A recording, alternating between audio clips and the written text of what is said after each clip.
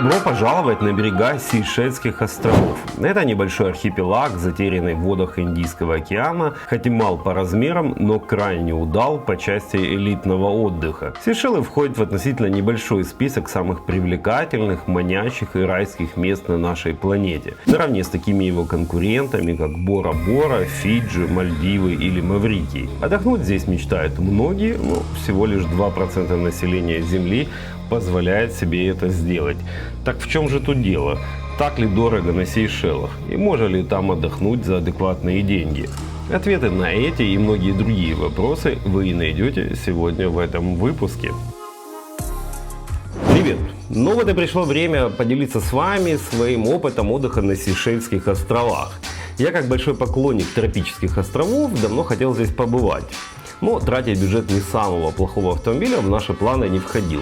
Однако при ближайшем рассмотрении и грамотной подготовке оказалось, что вариант не за все деньги мира вполне возможен. Так что смотрите этот выпуск до конца, если хотите узнать все нюансы отдыха на Сейшелах по цене посещения, скажем так, Майами или Доминиканы.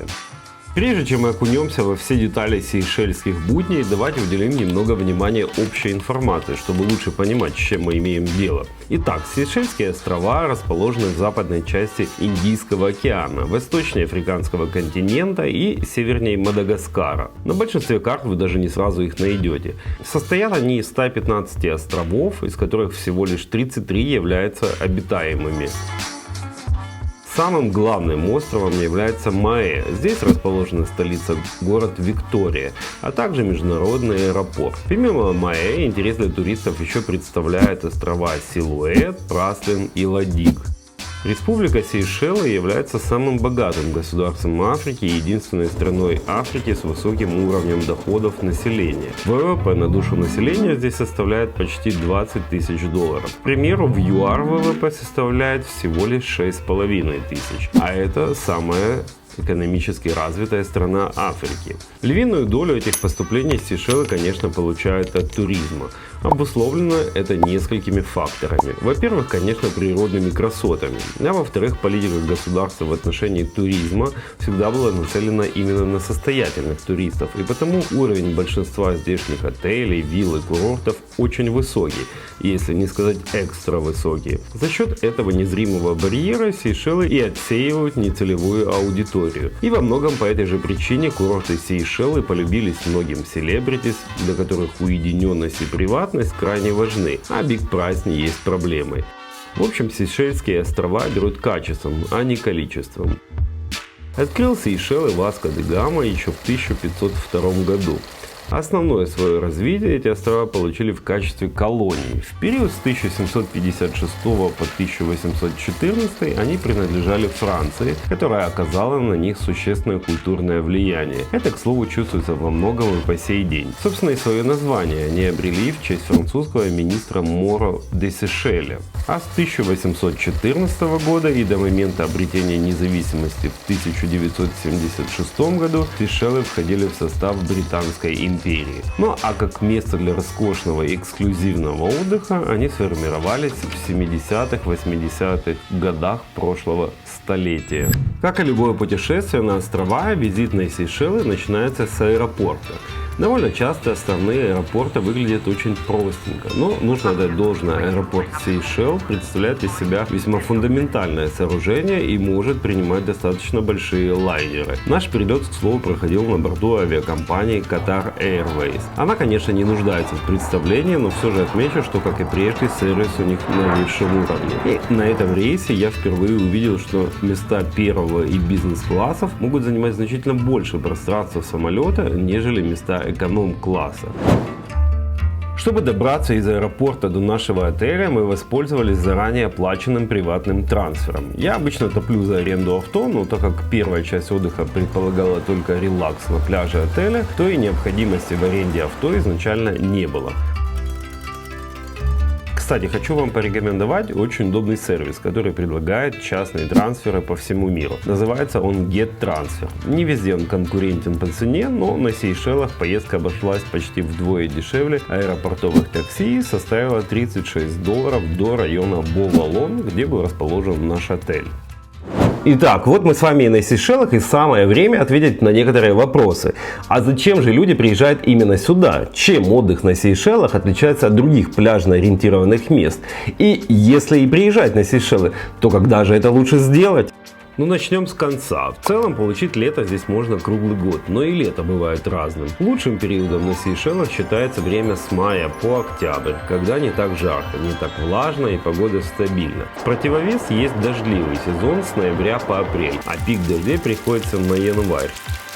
Наш вояж пришелся на декабрь. Дожди в это время случались, но в основном краткосрочно и в ночное время, и практически не мешали нашим планам. Но нам часто везет с погодой, а в целом я бы не советовал испытывать судьбу и по возможности запланировать свою поездку не так близко к дождливому январю. В первую очередь на Сейшелы, конечно, прилетают за отдыхом у океана и за всем, что к нему прилагается. Например, вот этим, и еще вот этим, и этим.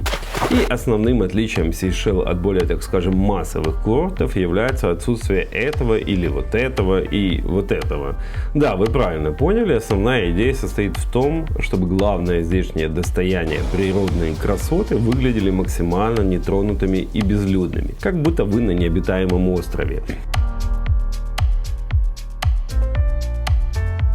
Здесь также на законодательном уровне запрещено размещать шезлонги на песке, чтобы не портить картинку. Без шезлонгов, конечно, не обошлось, но они аккуратно спрятаны среди пальм и деревьев. Ну а количество людей на пляжах, как мы уже обсудили ранее, эффективно регулируется уровнем цен. Ты просто платишь за себя и еще за нескольких человек, которые не приехали. Но не переживайте, не все так страшно. В общем, набор этих нехитрых мер работает. Людей везде очень немного, и ты наслаждаешься местными красотами, зачастую почти в полном одиночестве.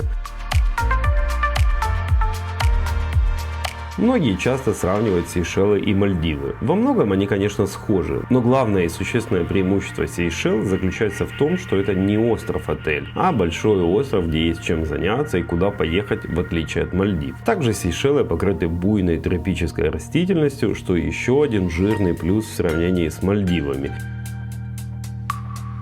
Ну и горы, конечно, а все это вместе создает совсем другую атмосферу. Ну тут, правда, каждому свое. Ну а теперь давайте разберемся с вопросом, как обстоят дела с проживанием на Сейшелах. Так как мы посещали только остров Маэ, то речь пойдет только о нем. На самом деле все достаточно просто. Учитывая, что пляжи — это основное здешнее достояние, то и подавляющая часть отелей и вилл расположена вдоль береговой линии. Всего на острове более 60 пляжей, но основных порядка 10, и по большей части все они расположены на северной и западной сторонах острова. Есть, конечно, несколько и на восточной стороне, но они значительно менее привлекательны. Основным вариантом размещения здесь, конечно, являются отели. Средняя стоимость в пристойном отеле составит порядка 400-500 долларов за ночь. Я бы сказал, что это такой входной порог для Сейшел.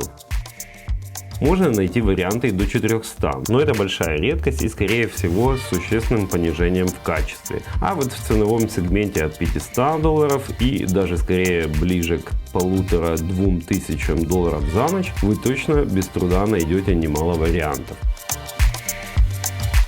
Также на Маэ достаточно много разнообразных вилл, но хороших не так много, и стоят они будут не сильно дешевле отелей, процентов на 15-20 максимум. Есть еще апартаменты, но по большей части они находятся либо в столице Виктории, либо на искусственном острове Эден, что расположен неподалеку.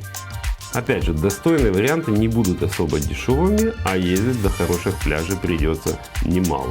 Мы же для разнообразия решили пожить в двух разных форматах, и первым стал отель Savoy Seychelles Resort and Spa. И это, пожалуй, лучший отель на Маэ по соотношению цены и качества.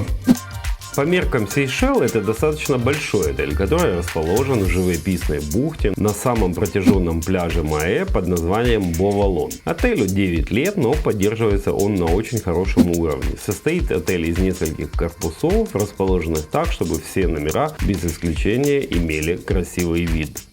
Что вам ожидать в номерах отеля Savoy? Вот Варвара. Привет, Варвара. Вот у нас тут такой entrance.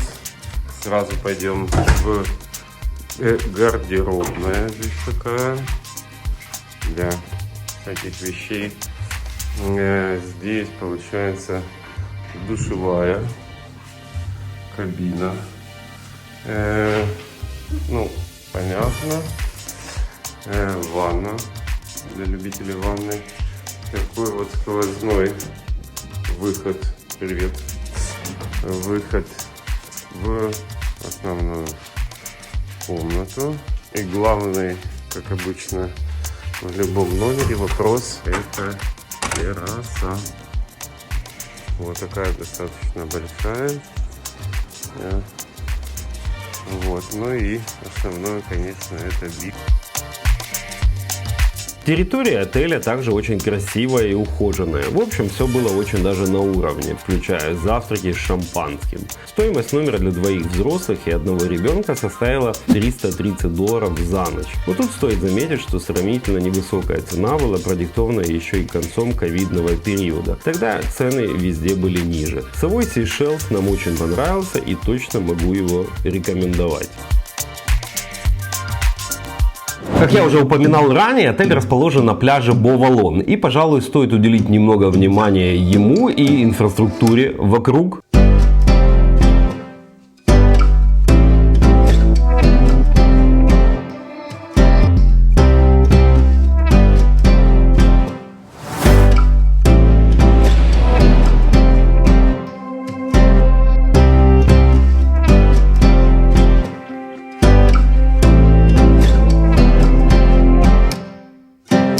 В целом, по меркам Сейшел, Бо-Валон можно назвать самым большим пляжем и самым оживленным местом за пределами столицы Виктория, которая, к слову, не представляет особого интереса для туристов. Главные пляжные характеристики Бо-Валон, такие как качество песка и цвет воды, соответствуют званию райского уголка. Это не самый красивый пляж острова, о них поговорим позднее, но однозначно очень и очень хороший. Из инфраструктуры здесь имеется несколько отелей, небольшой променад с типичным набором лотков уличной торговли, тренажерный зал под открытым небом и несколько внеотельных ресторанчиков. В целом с ресторанами на острове ситуация сложная. Их совсем немного, а хороших единицы. Честно говоря, я не знаю, с чем это связано. То ли это отельное лобби не дает им развиваться, то ли лень местного населения, но ресторанный рынок уж больно скуден. К слову, цены на ужины в отелях и в нашем частности весьма немаленькие. Без особых изысков ужин на двоих будет стоить от $150. В ресторанах за пределами отелей будет немного дешевле и можно уложиться в сумму до $100. Могу порекомендовать 3 заведения в этом районе. Первое — это индийский ресторан Махёк. Второе — это Wooden House Cafe. Здесь суши и другие классические азиатские блюда. Ну и третий — ресторан итальянской кухни Le Perle Noir. Все они не прям вау, но точно лучшие из того, что есть. И, кстати, жизнь в районе Бо-Валон, впрочем, как и на всех Сейшелах, замирает рано. Потому будьте готовы, что все рестораны закрываются к 22 часам. Днем, кстати, есть еще одна опция. Так как вторым по популярности занятием после туризма у местных является рыболовство, то по всему острову можно встретить вот таких вот предприимчивых рыбаков, предлагающих свежий улов к обеду. How are you? What are you cooking? Oh, it's a fish. Yeah, it's very nice. It's local one, yeah? Yeah, for sure. How it's called? We have a grouper, It's a grouper. yeah, the roasted fish, and this one nearly red snapper. Проведя несколько дней в формате безмятежности и ничего не делания, пришло время переместиться в новый дом и заняться исследованием острова. И тут без аренды автомобиля уже не обойтись. Как это часто бывает с небольшими тропическими островами, общественный транспорт на Мае достаточно условный и рассчитан он в основном на местных. Поэтому остается два варианта – такси или аренда авто. Такси в среднем за одну поездку будет стоить около $50, что равносильно стоимости одного дня аренды авто. Если вы часом подумали про Uber или что-то подобное, то их, увы, здесь нет. В общем, выбор очевиден. Но Сейшелы — тот редкий случай, когда я не буду рекомендовать вам пользоваться сервисом Rental Cars или его аналогами, так как прайс у них неадекватный в этом регионе. Здесь лучшим выбором станет одна из местных прокатных компаний. Я выбрал для нас Creole Services и могу ее рекомендовать. Вот такой вот Kia Picanto на автомате обошелся в $50 за день. И, что очень удобно, машину они доставляют по вашему адресу без каких-либо доплат. Дороги на Сейшелах качественные, но зачастую узкие, и, учитывая горный ландшафт острова, вас ждет немало крутых спусков и подъемов. Но трафик на острове незначительный, и перемещаться по нему вполне комфортно. Стоимость бензина на тот момент была около евро 40 за литр. Как я уже говорил, для разнообразия мы решили провести отдых в двух разных локациях, и второй из них стала вилла де Жардин. Давайте немного поговорим про аренду вилл и подобного жилья на острове. Их довольно много, и в последнее время этот сегмент активно развивается. Большинство из них довольно простенькие, и чтобы найти хороший вариант, нужно постараться. Цена действительно неплохой виллы не будет сильно отличаться от стоимости номера в отеле и составит от 250 до $400 в сутки. И скорее всего вилла не будет располагаться непосредственно на пляже. Наша вилла разместилась на живописных склонах в районе под названием Порт Глот. На самом деле это комплекс из 8 вилл, которыми управляет семейная пара из Франции. В общем, это очень распространенная история на Сейшелах. Много апартаментов и вилл принадлежат именно французам. Таким образом, они зарабатывают себе на комфортную и размеренную жизнь здесь. Продиктовано это, конечно, колониальным наследием. Для граждан Франции здесь действуют специальные условия в отношении недвижимости и не только. Но вернемся к вилле. Ее стоимость на тот момент составляла $275 в сутки. На территории комплекса нет ресторана, но в каждой вилле есть кухня. Ребятки, как обычно, мы обжились и не успели снять по-чистому. Вот такая гостиная, спальня, там шкаф, здесь вот туалетный столик. Здесь у нас такая ванная с таким душем. Отдельно есть еще вот такой вот уличный душ. Ну и, конечно, как обычно, главное это большущая терраса с вот таким офигенским видом на Индийский океан. Тут мы чилим, кушаем. Вот. Ну, собственно, let's go to view. Вот он как выглядит. Пляж этот, кстати, не купабельный. Тут нужно ехать чуть-чуть дальше, но с точки зрения мотивации вида вполне себе. Приезд завершенный, пришло время заняться изучением других частей острова. И начнем, пожалуй, из ближайших к нашей базе окрестностей. Для начала стоит отметить, что каких-либо активностей, отличных от пляжных, на Сейшелах совсем немного. И мы, как бывалые путешественники, особо не заинтересовались имеющимся набором и сфокусировались на изучении пляжей. Но для вашего понимания перечислю предлагающиеся развлечения. Трейлы на горные вершины, прогулка по столице Виктории, пару музеев, посвященных культуре и истории островов, небольшой ботанический сад, прогулка и шопинг на искусственном острове Эден и визиты на чайную и ромовую плантации. В общем-то, все.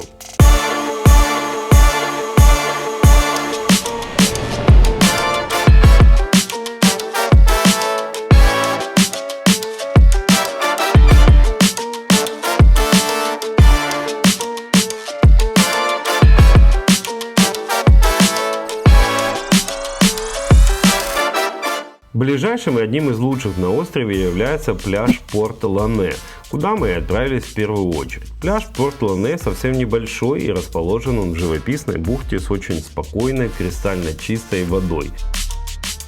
Пляж примыкает к единственному в этом районе отелю Констанс Офелия. Отель очень достойный, но и прайс соответствующий. Не высшая лига Сейшел, но уже близко. Несмотря на это, доступ на пляж открыт для всех желающих. Впрочем, как и на любой другой пляж Сейшел. Единственным минусом можно назвать отсутствие возможности арендовать шезлонги, а не только для гостей отеля. Пляж также примечателен такими вот характерными для Сейшел живописными валунами и наличием кораллов недалеко от берега, так что маска с трубкой будут не лишними. Здесь также будет очень комфортно родителям с маленькими детьми. В целом атмосфера здесь очень спокойная. По воскресеньям всю эту тишину несколько нарушают местные жители, которые любят приезжать сюда большими компаниями, изрядно выпивают и танцуют под достаточно громкую музыку. Однако ведут себя они очень прилично и дружелюбно. Потому мы тоже решили для колорита влиться немного в местную тусовку.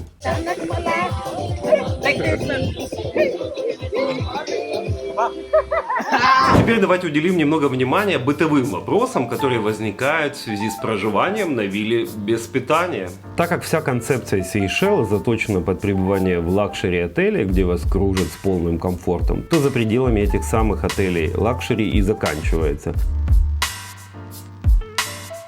Скудность местного ресторанного рынка я уже отмечал, но в районе нашей виллы все обстояло еще хуже. Но вместе заведений оказалось всего два, или вернее 1,5. За половину я считаю придорожное кафе, которое работает с 10 до 17 и предлагает ассортимент в стиле наших АЗС, но по ценам выше, чем в наших лучших ресторанах. Кафе называется Island Cafeteria.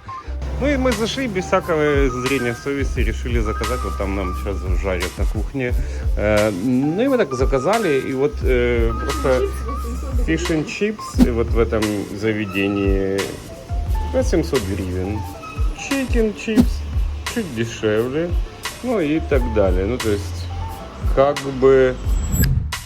Выбирая виллу без питания, мы понимали, что как минимум завтраки придется готовить самостоятельно, что не представляло для нас проблему. Но, честно говоря, мы абсолютно не ожидали, что местные магазины окажутся похожими на ларьки из какой-то глубокой провинции. Закрываются они тоже, к слову, достаточно рано. А чтобы получить хоть какой-то выбор продуктов, придется ехать в столицу около 40 минут в один конец. Так что учитывайте эти нюансы, когда будете планировать свой трип на Сейшелы. Ну и единственным достойным, а по сути просто единственным вариантом в этих краях является ресторан под названием Del Place. Но это исключительно вечернее место, которым, конечно, владеет и управляет также француз. Ориентирован ресторан в первую очередь на гостей все того же отеля Констанс Эфелия.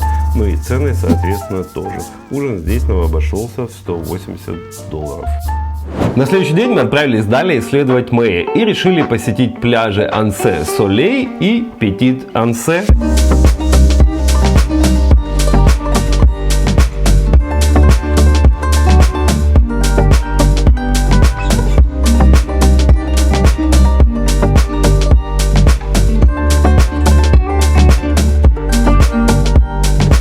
Они находятся в 30 минутах езды от нашей виллы на юг и расположены недалеко друг от друга, в соседних бухтах. Первым делом мы заехали на Ансе Солей.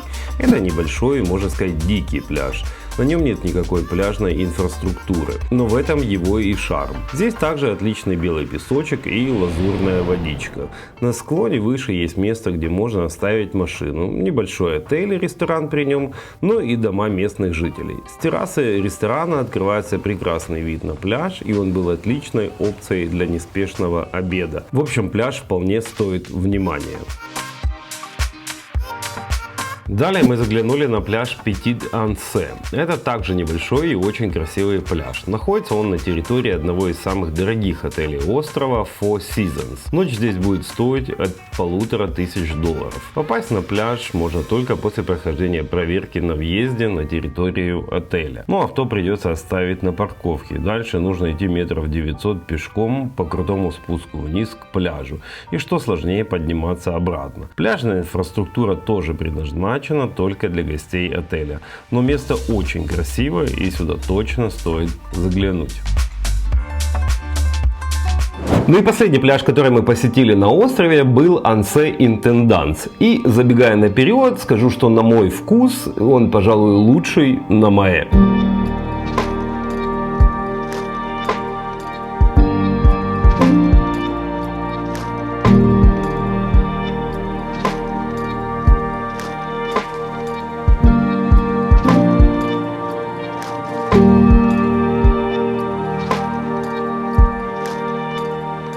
Находится он практически на самом юге острова. С воды он выглядит, как и большинство сейшельских пляжей, безлюдным и нетронутым. Но это не совсем так. Чуть в глубине, посреди пальм, спрятался фешенебельный курорт Баньян-3. Сейчас, правда, там кипит реконструкция, и он не работает. Какая-либо инфраструктура здесь отсутствует. Есть, правда, некий микробар сомнительного вида.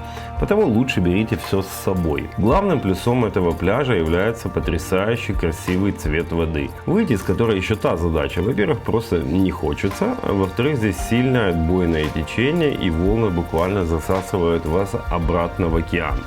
Что, ребятки, как водичка? Отлично. Волна!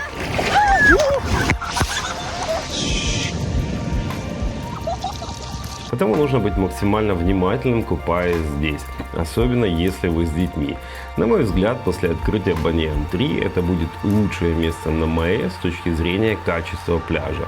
Но в то же время эта часть острова наименее освоена, и соответственно здесь наблюдается еще больший дефицит какой-либо внеотельной инфраструктуры. В этот день мы еще намеревались заглянуть на другой пляж Ансе-Рояль на восточной стороне острова. Но пока мы нежились на Ансе-Интендант, световой день подошел к концу. Зато в тех краях оказался весьма неплохой ресторан, который я и хочу вам порекомендовать. К слову, пляж этот далеко не лучший на Мае и выглядит вот так в дневное время. В общем, мы не сильно расстроились, что не попали на него. Зато нам очень понравилось расположенное там Креол-кафе. У него, кстати, весьма неплохой рейтинг и хорошее меню с акцентом на морепродукты. Ужин там нам обошелся в $80. Ну, что скажете, друзья, как вам? Класс, нам понравилось, наверное, из лучших. Хорошо, записывайте. А я скажу, если в плане еды, то не Вышак, а если в плане атмосферы, то Вышак. Ну, Варе просто не понравился супчик, Уже второй раз. а в целом нам зашло.